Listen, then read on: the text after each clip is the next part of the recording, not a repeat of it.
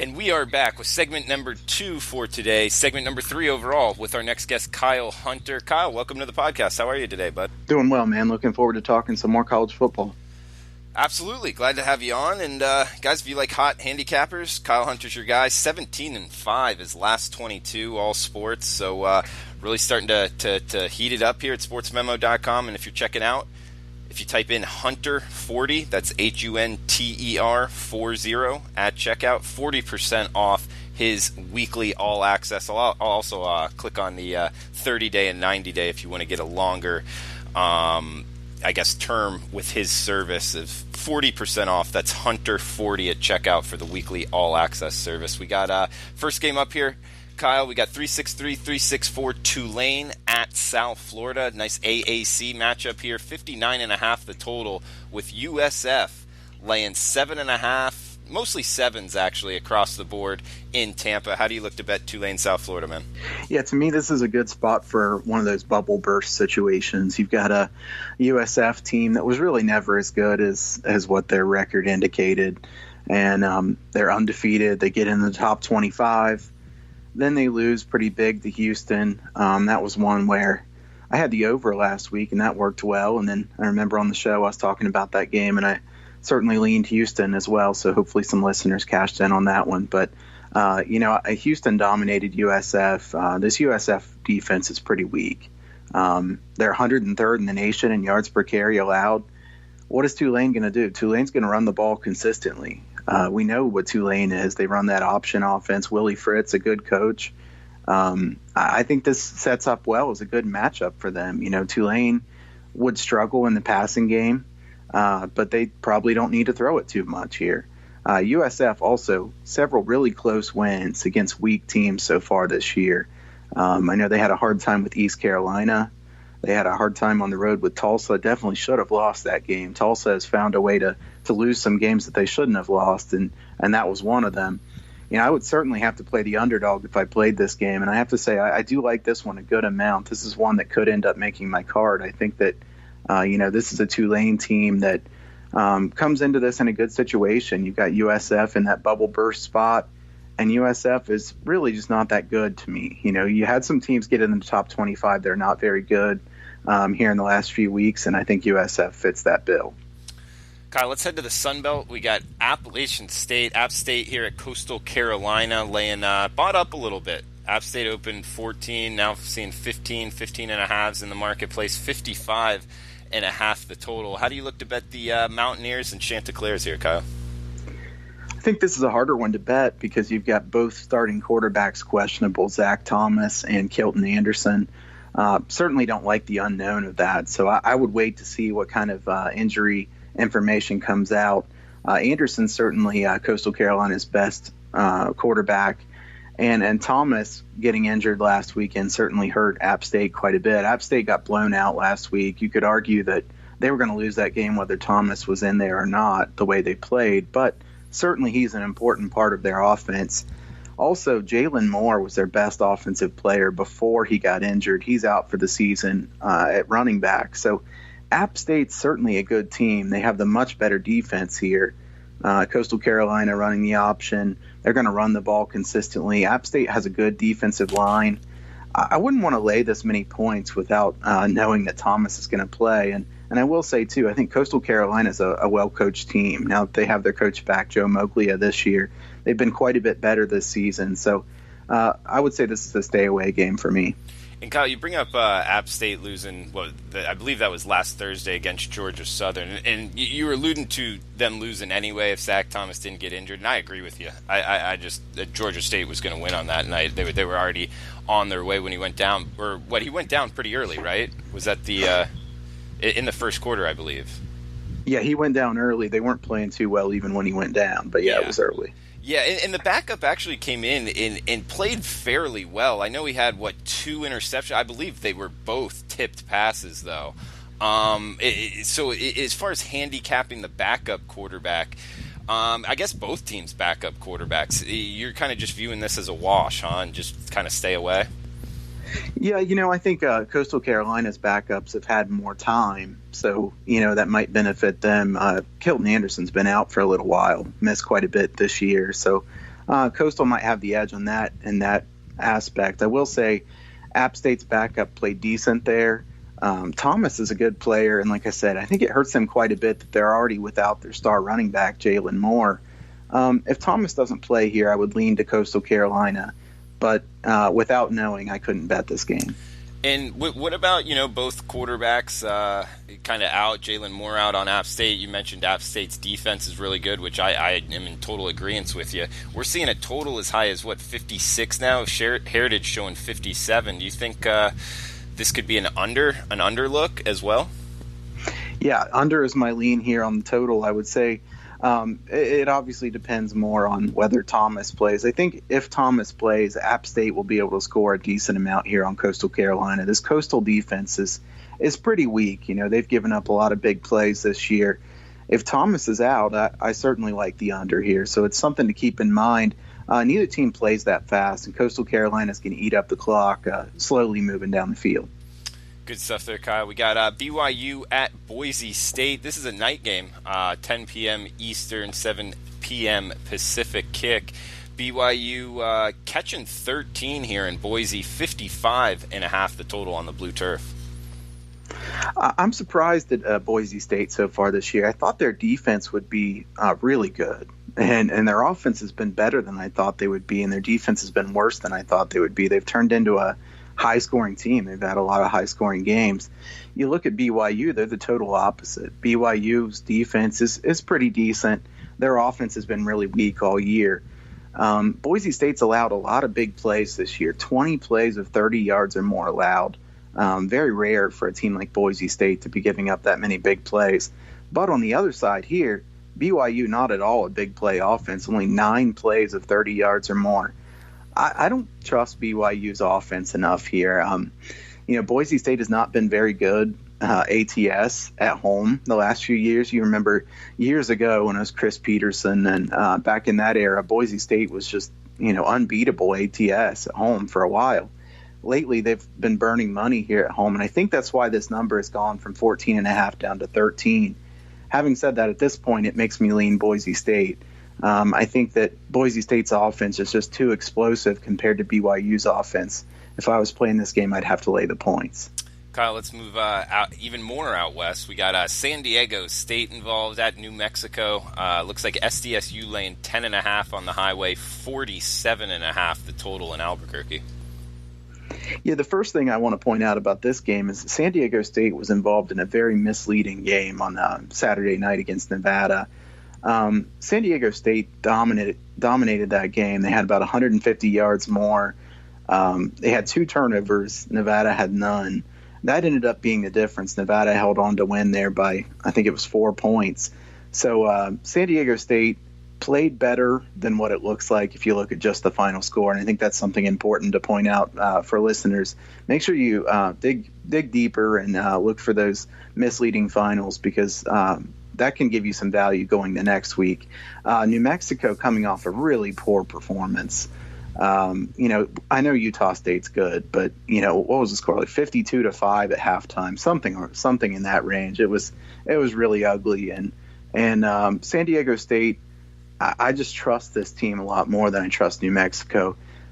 Davey, is he going to be around much longer? He has to be on the hot seat. I trust Rocky Long to have his team ready to play. I don't like laying points very much with San Diego State, so I won't bet this game, but my lean here would be San Diego State. Yeah, New Mexico, I remember in the offseason, they were having a lot of financial trouble. They cut some sports, and everybody was talking about football, maybe dropping it and stuff. So, yeah, New Mexico having all kinds of issues. I'm not looking to bet on them going forward at all, really. But we got San Jose State at Wyoming, staying out in the Mountain West here. 40 the total. Looks like Wyoming laying 13.5 or 14 in Laramie. How do you look to bet this one, Kyle? Well, the first thing I want to point out is the total. This opened at 45.5 down to 40. Even some books, Pinnacle showing 39.5, Chris showing 39.5. So we have some sharp books showing 39.5 here. The sharps love the under in this game, and I can't blame them based on the weather. This is definitely a weather play, no doubt. 25 miles per hour wind expected for this game with gusts to 35 miles per hour. You could argue that sometimes the weather gets overvalued a bit when you're at the 10, 12, 13 miles per hour range, but weather makes a big difference when you're sitting at 25 miles per hour, especially in college football. Having said that, the total's down to 40 or 39 and a half. That's a really low total. I can't take the under at that price. I think Wyoming's offense will be better now with a new quarterback in. I believe his name is Chambers. He's more of a running quarterback.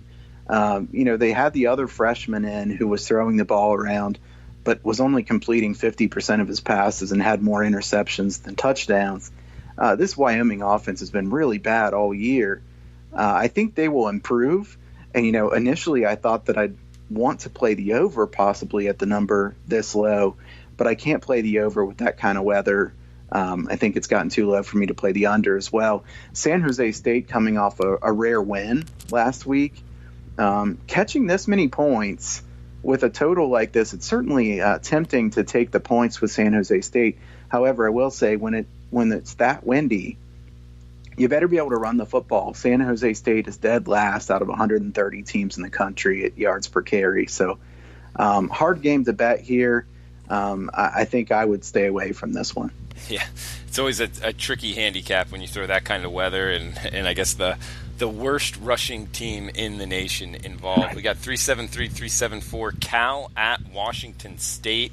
48.5 the total. Looks like Wazoo laying 10 at home. Yeah, I kind of like Cal here, to be honest with you. Cal coming off a good win last week, obviously, and you could argue that this is a letdown spot for Cal with their big upset over Washington. The point I would make is Washington State throws the ball all the time. Nobody throws the ball even as close to as much as them. And I've mentioned here on the show before, when Washington State runs, it's really just to throw in a token run. I mean, we know they don't want to run. They're just trying to keep people a little bit honest. But Cal has a really good pass defense, top 20 in the nation. Cal has been a little bit weak against the run. Very good pass defense.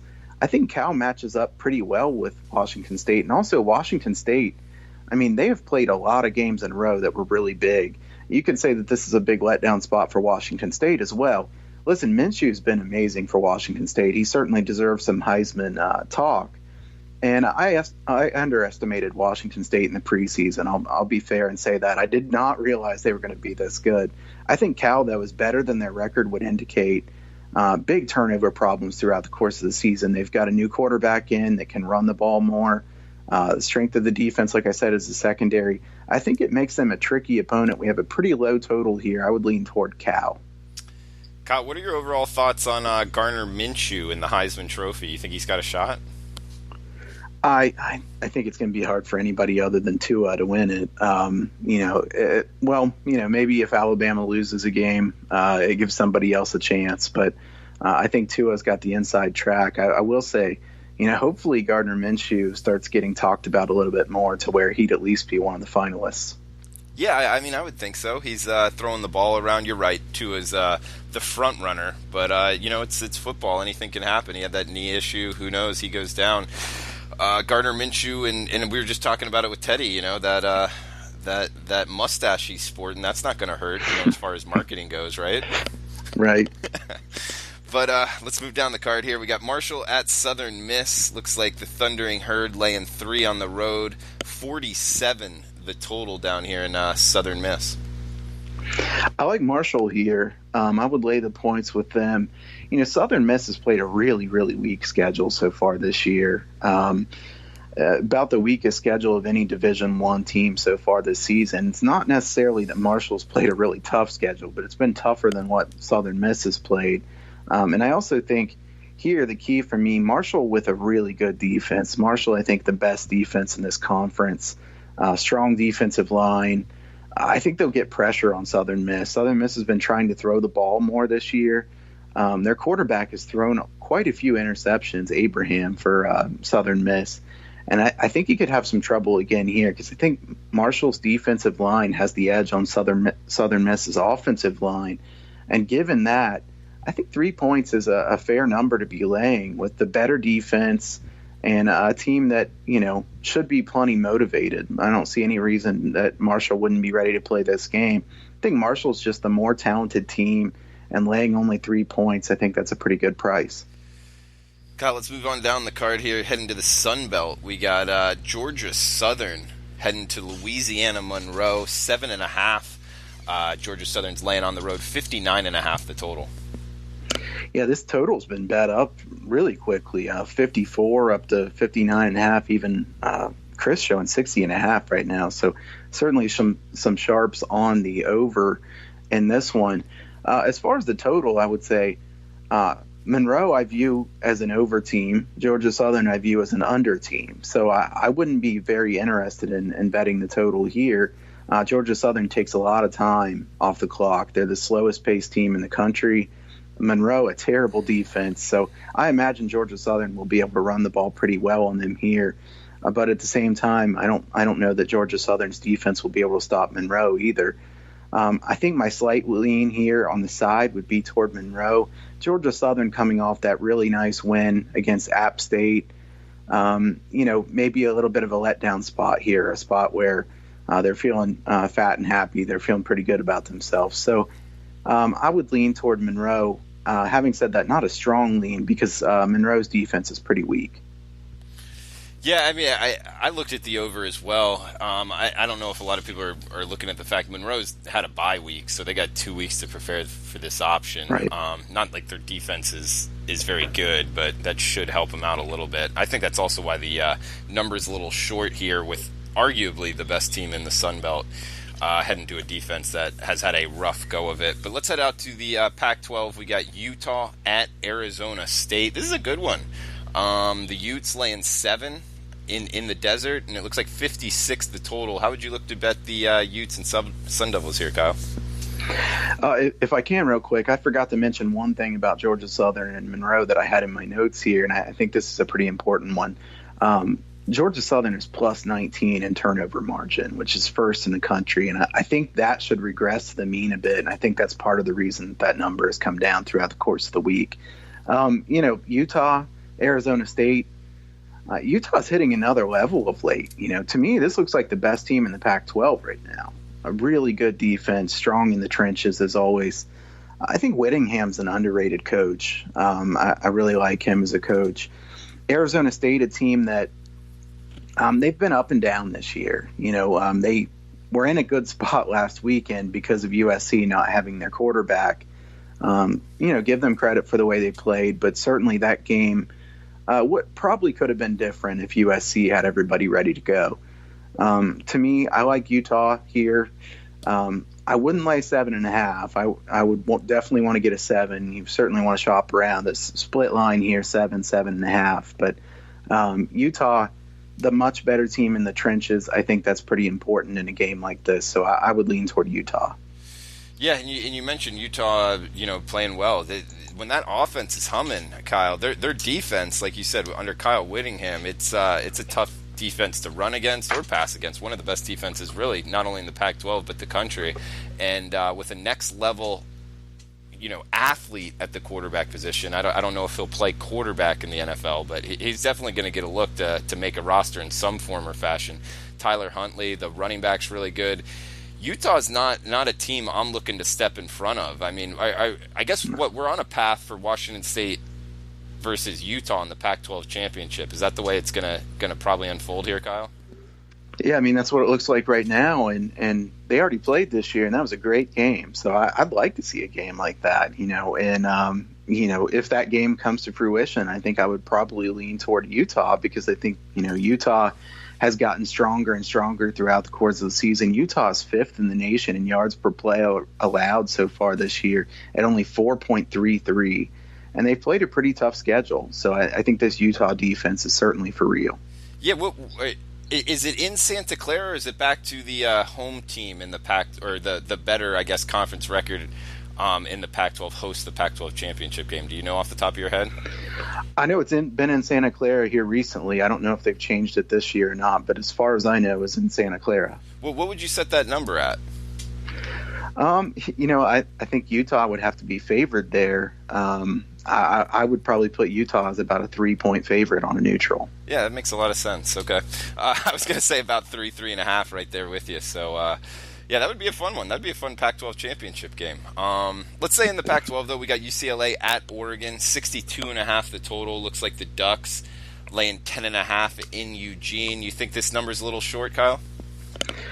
I think this is my least favorite game of all the ones we're going to talk about. So I'll make it quick. I would just say UCLA, to me, a team that's hard to touch right now. They're certainly improving, but slowly. Oregon off a really bad loss. Herbert banged up. He'll probably play here. But, I don't want to get involved in this game. So this is one where I would want to watch this game to find out if, Oregon's going to have a bounce back spot and see, maybe what you can make of them for the future. But I don't see any value in this game. And it looks like we got both LA teams heading to the state of Oregon with USC playing at Oregon State here. The Trojans laying 16.5 on the road, 61.5 the total.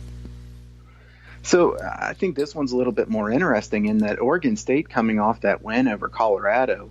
I went 5-1 last Saturday in college football. My one loss was Oregon State and Colorado under the total. That one would have won if Oregon State hadn't scored to tie the game there on a fourth down play that ended up putting it into overtime. Colorado really blew that game in about as ugly a way as you could do it. I will say Oregon State, their offense was much better when Jake Luton got in there. He played in the second half. He was going to be their starter this year, got injured, wasn't able to play for a long time. They brought him in the second half last week, and this offense at Oregon State was much better with him playing. I think that both of these teams could score a decent amount here. I think I like the over the most in this game. This one has been bet up already from 59 to 61, 61.5. I still think there's some value on the over. Oregon State's defense is the worst defense in the Pac-12 by a large margin. USC's defense has not been as good as what it was supposed to be either. I think both of these teams will score quite a bit here. I don't really have a feel for which side I would want to take, but I do like the over. Staying in the Pac-12 again, we got Stanford at Washington. Looks like 46 the total, with Washington laying 10 at home. Washington coming off that ugly game last week. I think Chris Peterson's a top 5 coach in the country, so I have to lean toward Washington a little bit here, coming off a loss.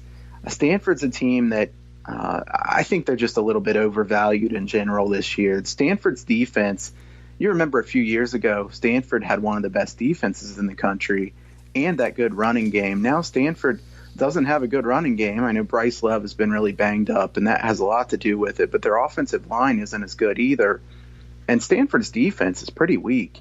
To me, Washington, the much better defense. You're laying double digits here. Weather looks like it could be a little bit of an issue, maybe some rain during this game. I think that would probably help Washington, because Washington's the team that should be able to run the ball better, where Stanford is more of a passing team at this point. Heading to the Big 12, we got Iowa State at Kansas. Looks like the Cyclones laying 14.5 on the road, 46.5 the total in Lawrence. I've said before, and I'll say it again, I really think Matt Campbell's a great coach. Iowa State, a team that has been on the rise a lot. And, this is a team that has had multiple quarterbacks throughout the last couple seasons, Iowa State. And, now they have a freshman. His name escapes me right now. Freshman here at Iowa State that is just a guy that's been really solid coming in there. He can run or throw. Brock Purdy, I think it's Purdy's his last name. I'm sorry, I start talking about it and then I think of it. But Iowa State, to me, a much better offense with Purdy at quarterback. Pretty good runner, really strong arm. I think Iowa State's offense had always been their problem. They had been a solid defense. They'd been able to stay in the game with the defense. I think now their offense is a lot more explosive than it was in the past. Kansas, they've had a ridiculous amount of luck with turnovers. I think they've forced the most turnovers of anybody in the country so far this year. They had another misleading win last weekend. I would lean toward Iowa State in this spot. Kyle, we got heading to the SEC here. We got Texas A&M at Auburn on the Plains. 49 the total. Has Auburn, in your mind, kind of rebounded from that skid they were on? Talking about Gus Malzahn being the wrong guy for the job and all that. But now, they beat Ole Miss after a bye week, I believe. Now laying 4 against a ranked team. So a lot of different ways to view this Auburn team. Where do you fall on it? Well, I mean, I don't trust Auburn. I mean, I'd be interested to get your take on Auburn too. I know you're an Auburn guy, so I think that Texas A&M is the other side of this. So, like, do you trust Texas A&M that much? And Texas A&M's a team that should be better than they've been so far this year. Yards per play margin, they're 76th in the country. Obviously, they played a really tough schedule, much tougher schedule than Auburn has played so far this year. Auburn's offensive line, a big weakness. I couldn't lay the points here, I'll tell you that. It would either be take Texas A&M or pass. I will say I do like the under some here. Both of these teams struggle in the run game, and both of these defenses very good in the trenches. I would lean toward the under. I guess I want to get your thoughts a little bit on Auburn. What do you make of Stidham there at quarterback for Auburn? I think his mentality needs to change. I think he has the talent. He has the running ability. He just doesn't run enough. And that Gus Malzahn offense, you're obviously not going to have a Cam Newton talent all the time. But without the running threat from the quarterback position, it just doesn't hum the same. You don't even need to have, a next-level quarterback. What Nick Marshall brought him all the way to the to the national championship game. Hell, within one play of winning the national championship, and he couldn't throw the ball. He threw a terrible ball, but he was a next level athlete. I believe I don't know. You know the NFL better than me, but he was on the Jaguars for a little while as far as a defensive back. So you need the running threat at the quarterback position, and he's just not running the ball enough. I think it is literally as simple as that, Kyle. Yeah, I agree with you. And I remember watching a couple of Auburn's games so far this year, and I thought, I remember Stidham being a good runner. Why isn't he running some? It seems like he just doesn't want to run. I don't know if he's banged up in some way or if he just doesn't want to run. He wants to be a pocket passer to try to, maybe have a future. But obviously he hasn't looked very good so far this year. And I would say my strongest lean here in this game is the under. I couldn't lay the points with Auburn the way they've played overall, though. Let's head to a Conference USA versus SEC matchup here with the Charlotte 49ers heading to Tennessee to take on the Volunteers. Looks like 3 touchdown spread here with Tennessee laying 20.5 or 21, 47.5 the total, Kyle. This is a difficult one. Maybe you have a stronger lean on this game than what I do, but no, I don't have anything. Okay, so neither of us have a strong lean, so I'll keep it really quick. Tennessee has played better of late, certainly. I would think this would be a low-scoring game, but this one's already been bet from 50.5 down to 47, 47.5. If I was forced to play something in this game, I would take the under, thinking that Charlotte wouldn't be able to score much at all, but it's too low for me to take it. I couldn't take a side here. I think Charlotte wants to play really slow and have a really low-scoring game here just to have a chance. Tennessee has been better on offense of late. I still couldn't lay 21 points, though. Another Conference USA versus SEC matchup here to end it. But first, guys, just a reminder, Hunter 40 at checkout. Get you 40% off of Kyle Hunter's 1 week all access. That includes, all sports in that. It's 40% off. And if you want to do 30 or 90-day all access as well, we'll include, you can do that as well. Hunter 40 at checkout. He's on a hot streak now, 17-5, his last 22. Last game here for this segment, Kyle, 393-394, La Tech at Mississippi State, 47.5 the total, with the Mississippi State Bulldogs laying 23.5 in Starkville. Yeah, it's a couple interesting things about this game. This total has been bet up by a full touchdown. That's pretty rare to see. It starts at 41.5, sitting at 48.5. Also, Mississippi State was 19.5, and now they're up to 23.5, even a couple 24s out there. I like Louisiana Tech here. I think this is a lot of points for a game with a low total, first of all. When you're looking at a game laying 24 points, laying 23.5 points with a total of only 48.5, that's a lot of points to be laying. If you're talking about a game of a total of 75 or 80, laying 24 isn't nearly as much. So keep that in mind as you handicap these games as well. Louisiana Tech, a team that I think has been pretty solid throughout the course of the season. They played LSU tough already on the road. I would think they would be up for this game. And when you look at the other side, Mississippi State plays Bama next weekend. Certainly you would think they would be more motivated for that Bama game than they would for a game like this. It wouldn't surprise me to get a backdoor cover either if you need it in a game like this, because Mississippi State would likely be resting some key players late in the game. I think this is a lot of points given the situation. Yeah, I agree with you. I think also, Mississippi or Louisiana Tech has an extra day to prepare. They played FAU last Friday. And, Kyle, that was a game I attended. And, a couple things I noticed. One was you could throw the ball a little bit on Louisiana Tech, but it's tough to run on them. They got a pretty good defensive line, linebacker kind of core there. And that's what Mississippi State does. So it's kind of a strength for strength issue. And Nick Fitzgerald kind of struggles throwing the ball. So I find it kind of tough to see Mississippi State covering this line. However, the other side of it is they put 57 points up on them last year. That was a better Mississippi State team, though. It's a tough one, but I'm with you. I like Louisiana Tech here. Is it a side you've bet already? I've not bet it yet. It's one that I'm going to look at a little bit more closely. I've been watching this line move up throughout the course of the week, and as it moves up, I'm thinking it's more and more intriguing. It might be a part of my card, and I would certainly lean Louisiana Tech pretty strongly here. Yeah, as we get well over 3 touchdowns, Louisiana Tech's the side I'm looking at as well. Guys, remember the coupon code Hunter40 at checkout, 40% off all access pass with Kyle Hunter, and we will be right back with Rob Vino to finish out the college football every game on the board podcast.